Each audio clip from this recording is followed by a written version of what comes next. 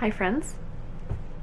I have bookshelves. I don't really have bookshelves. I moved and I'm living with a friend at the moment and she has bookshelves. So I'm using them so I look like a real booktuber. Today I want to share with you a book that I quite enjoyed, The Judgment of Paris, The Revolutionary Decade That Gave the World Impressionism by Ross King. I finished this quite a while ago and it took me a little while to gather my thoughts on it, but I'm ready to share them with you today. The scope of this book is very ambitious as Ross King chooses to examine a decade from 1863 to 1874 and examines everything that was happening in the art scene in Paris. A good chunk of the events in this book follow the Paris Salon, which is an annual and then for a time biannual official exhibition of the French Academy of Arts, sponsored by the government. This book follows the politics of the Academy, the politics of the Salon, who the jurors were, a selection of the works that were submitted, which ones were accepted, even where some of those were hung on the walls, how they were received by critics and the populace, and King follows this year after year. Furthermore, to contextualize everything that was happening in the art scene, Ross King also provides the historical setting of everything else that was happening in France and especially in Paris during this decade. There are chapters on the Franco-Prussian War, on the Siege of Paris, the Commune, the end of the Second Empire, and of Louis Napoleon. At times, this is really excessive in its detail. I still found it interesting, but I felt like he sometimes got off track just a little bit. King navigates us through this dense decade of history by following two artists, Ernest Missoni and Edouard Manet, who are exceptionally different. At the beginning of this book, in 1863, Ernest Missoni is the poster child of the Salon, and his artwork represented everything that art was expected and valued to be in the 1860s. Missoni's works were usually highly idealized historical scenes that were executed in detailed and smooth finishes. Ross King then juxtaposes Missoni's style with Manet, who was a near opposite to Missoni. Manet usually painted subject matter that was unidealized, contemporary scenes. His style was not hyper-focused. It was loose and painterly in ways that soon inspired the Impressionists. These, along with other nasty habits that Manet had, made him very controversial.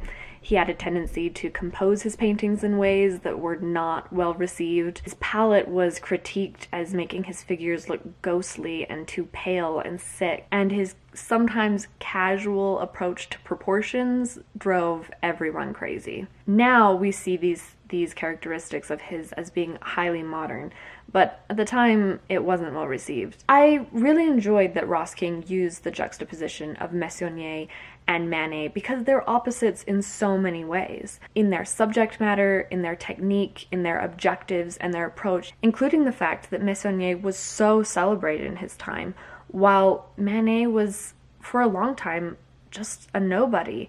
While today that's the opposite. Most people haven't heard of Missoni, while Manet is one of the most collected artists of all time and considered the father of modernism. Although it's maybe done in excessive detail, one of the things Ross King does really well, and I think is quite important to this book, is that he demonstrates the politics of the structure of the entire art scene in Paris during this decade, and how that structure was poised to collapse, or at the very least was never sustainable. Ross King covers two of those main issues. One is that the structure of the Academy and the Salon fed into this was a hierarchy that did not allow for or encourage creativity. It was very hostile to people who were trying something different with art, and those outliers then became even more marginalized and decreased their chance of ever having success. If you received a medal or a Legion of Honor at the Salon for your work, you became a candidate to be selected for a future jury.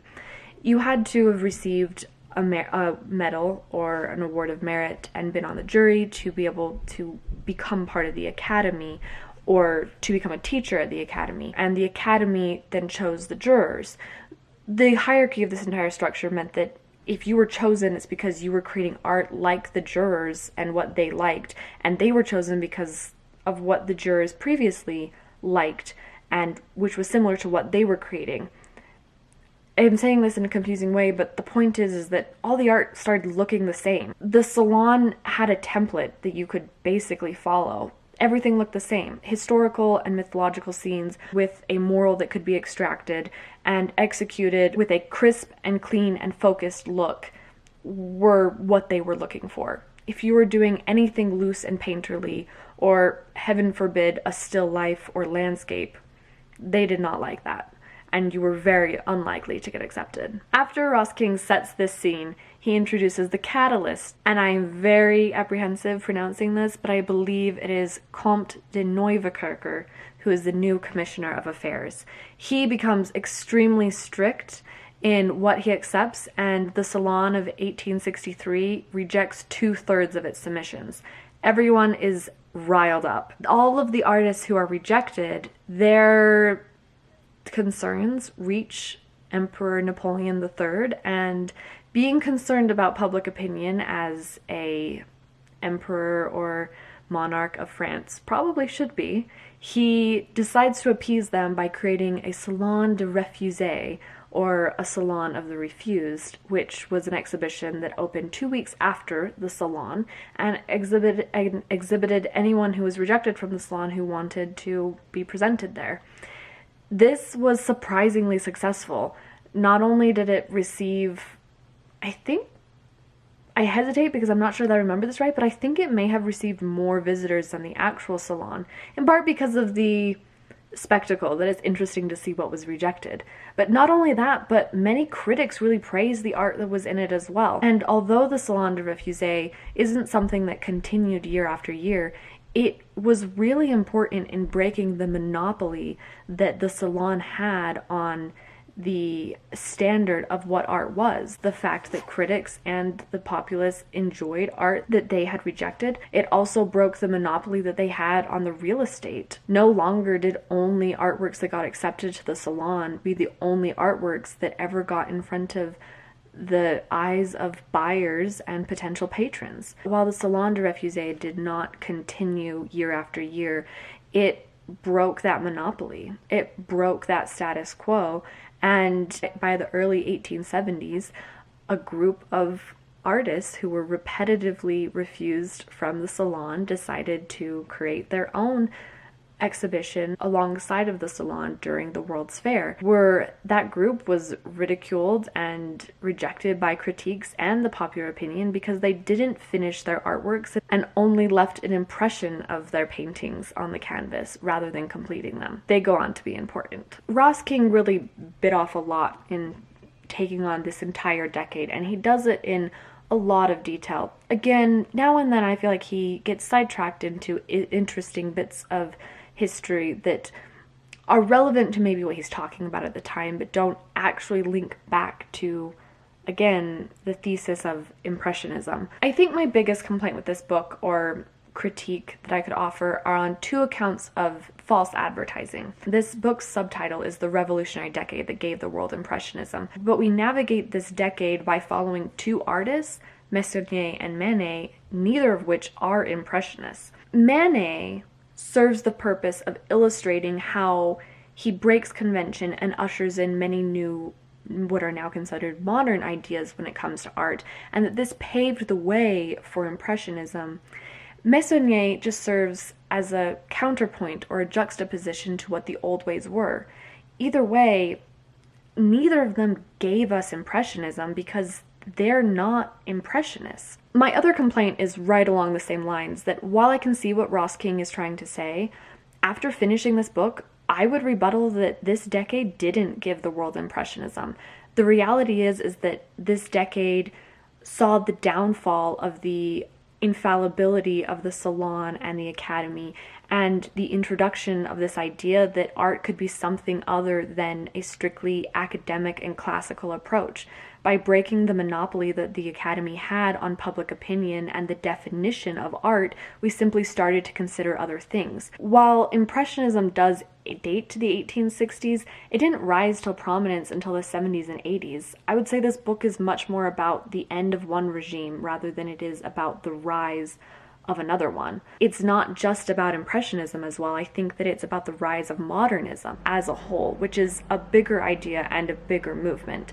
Impressionism is, by popular demand, the most well-received movement.